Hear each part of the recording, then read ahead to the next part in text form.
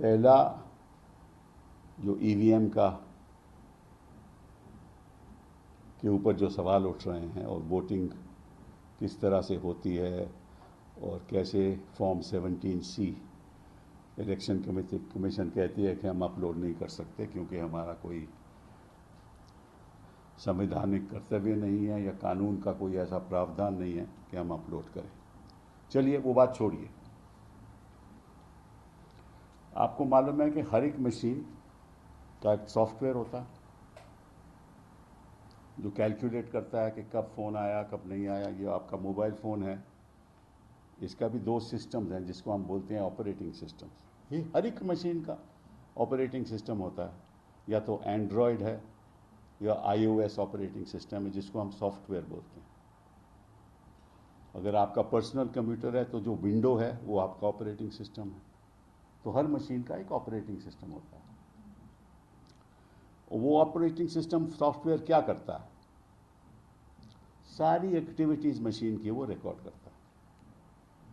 Mobile phone की सारी activity, इसीलिए जो इन्वेस्टिगेटिंग ऑफिसर है वो मोबाइल फ़ोन ले लेता है पता करने के लिए कि कब कॉल आया कब नहीं आया, अवैध कॉल था, वैध कॉल था, ठीक है ना। तो वो सारा उसका रिकॉर्ड भी रखता। तो निश्चित रूप से इस मशीन का भी रिकॉर्ड है।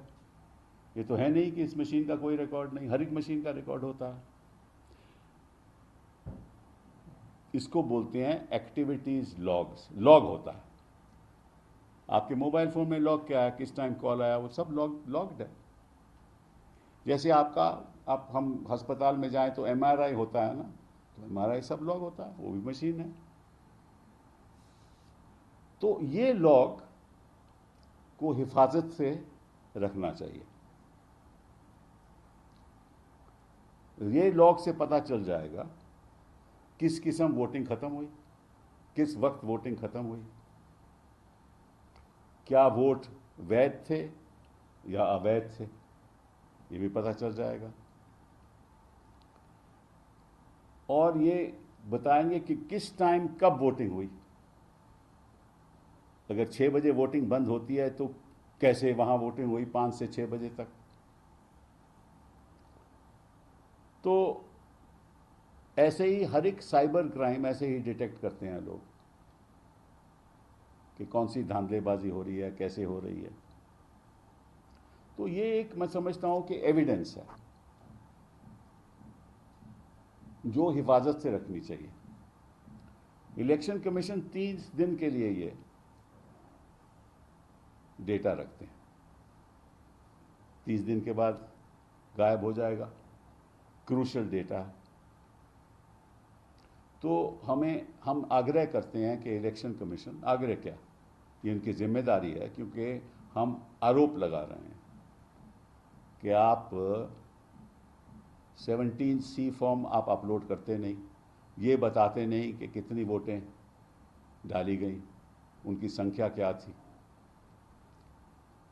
और जब काउंटिंग होगी तो उस समय आप काउंट करके तो आप नतीजा डिक्लेयर कर दोगे कौन जीता कौन हारा।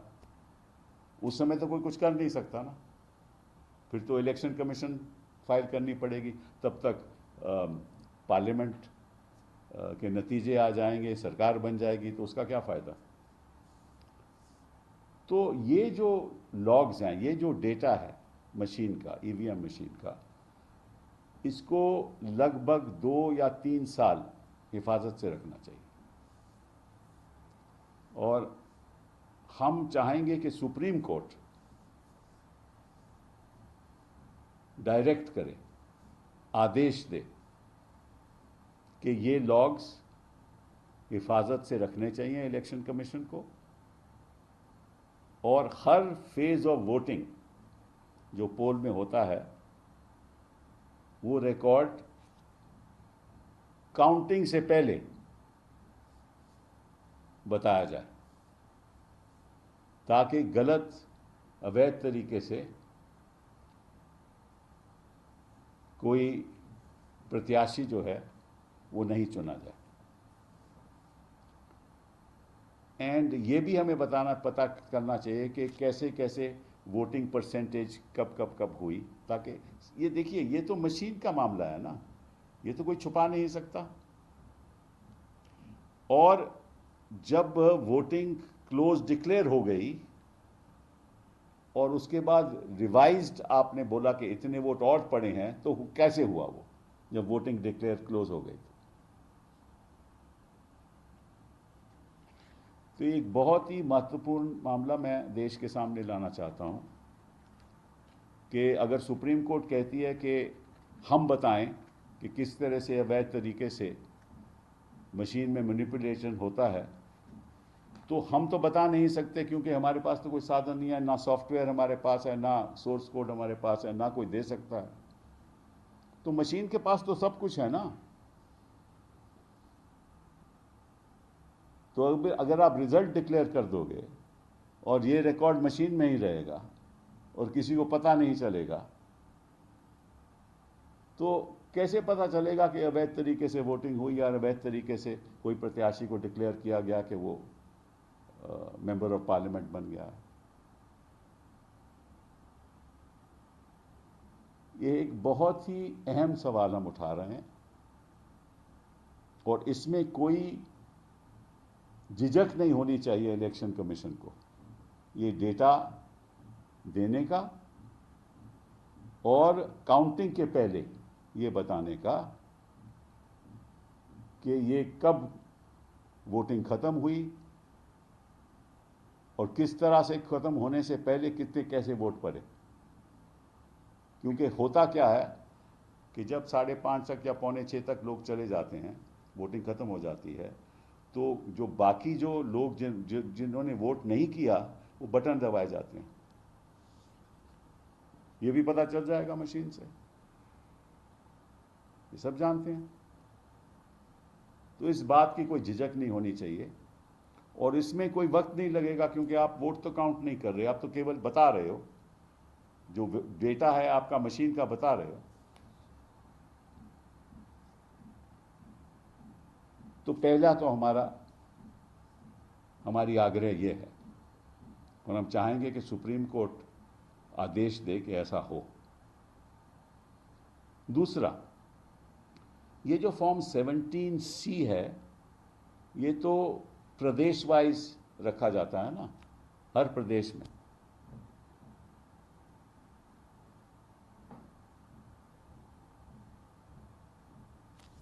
और अगर हर प्रदेश में ये फॉर्म 17C रखा जाता है कि फिर सेंट्रल इलेक्शन कमीशन को ये कहना चाहिए कि ये डेटा अपलोड स्टेट लेवल पे कर दें।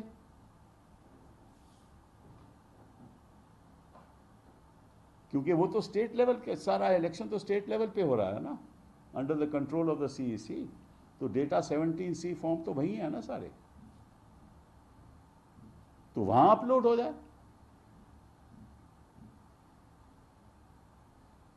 उनकी साइट में अपलोड हो जाए, वो तो कोई दिक्कत नहीं होनी चाहिए।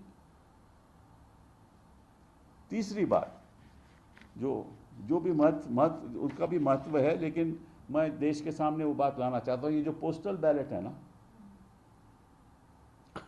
कोई भी पार्टी इसको सीरियसली नहीं लेती, गंभीरता से नहीं लेती। एंड पोस्टल बैलेट के तो लोग पूछते भी हैं कि कितने पड़े। अब क्या है कि सीनियर सिटीजन के वोट उनके घर से दे सकते हैं, वो घरों पे जाकर वोट दे सकते हैं, उनका कोई काउंटर सिग्नेचर नहीं होता।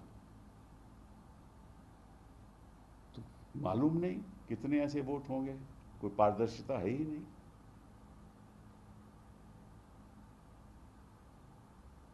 आपने देखा कि कई जगह लोग ये आरोप लगा रहे हैं कि भाई मैंने तो मेरा तो बटन दबा दिया था गया किसी ने, बीजेपी के पक्ष में। तो अगर हमने चुनाव को पारदर्शिता के साथ करवाना है और निश्चित रूप से वाकई में जो जीता है उसी को ही जितवाना है, तो ये बातें हमारे सामने, ये बातें कोर्ट के सामने रखनी चाहिए और ये बातें कोर्ट के द्वारा इन पे आदेश होना चाहिए कि आप सारे लॉग्स रखो और काउंटिंग से पहले ये जो लॉग्स हैं ये डिस्क्लोज करने चाहिए,